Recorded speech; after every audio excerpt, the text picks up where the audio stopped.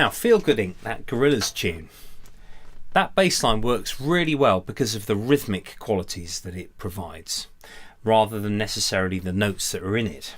And it also works very well with the plectrum. I started playing with the fingers, then thought, actually, hang on, no, this is a plectrum one.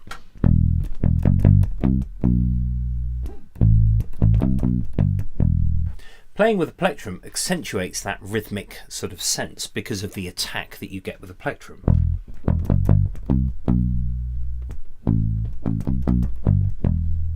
Now there are several ways of playing it here. I'm going to use the open strings here, partly because the open strings, the difference between an open string and a fretted note is far less when you've got the muting here.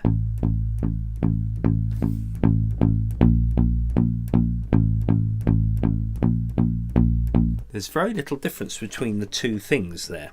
So putting your palm here on the end of the bass, I'll just smack it against my keyboard, then you've got a nice sort of attack with a short enough decay so you get some nice silence between the notes.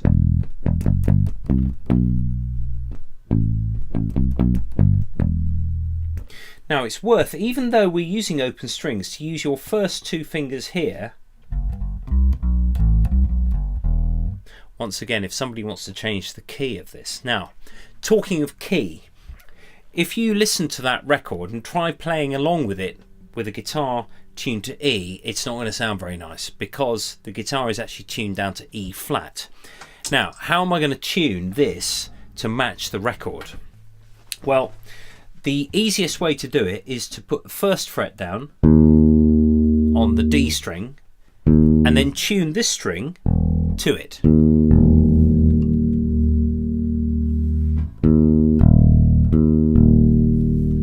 There we go. And then you can tune your other strings.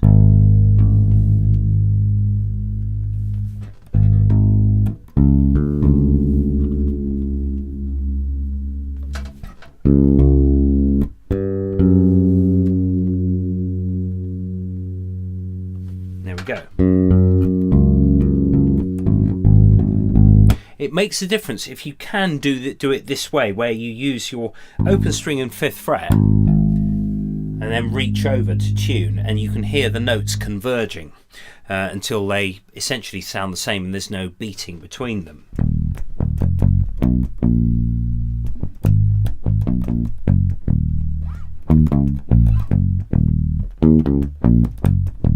And that's the sort of the end of that section.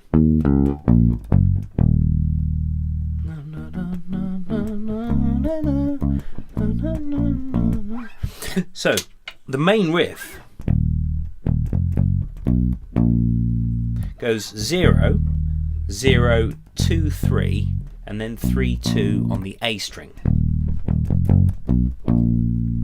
And then you've got an open string A string, 3, 2, then 3 on the E string, and then an open string. There we go.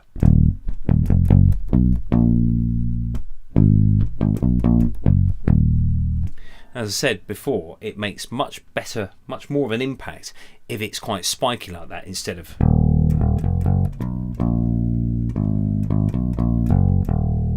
And also getting that rhythm right. So when you do the first half of the riff, leave exactly the right amount of time before coming in. If it's like this, it doesn't mean anything, it's just rushing.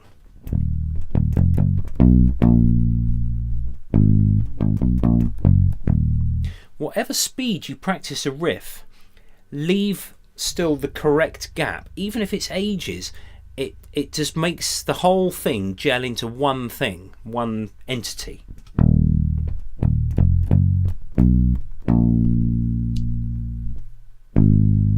So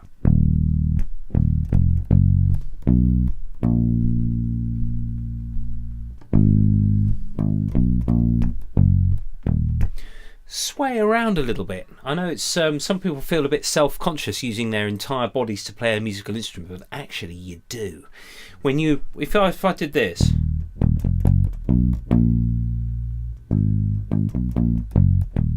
actually holding yourself still actually takes some of your energy away from what you should be doing, the bass.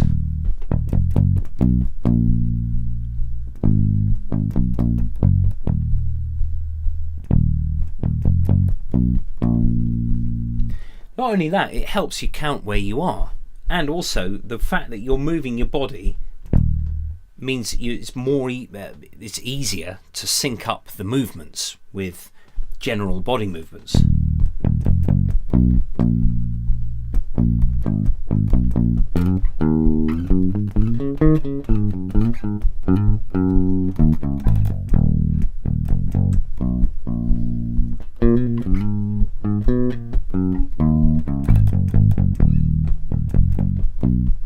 And ignore the silliness that I've just done there, because actually it's superfluous. When you listen to the record, it doesn't do that, because it would get in the way of the vocals, the guitars. It would just get in the way of the vibe of it.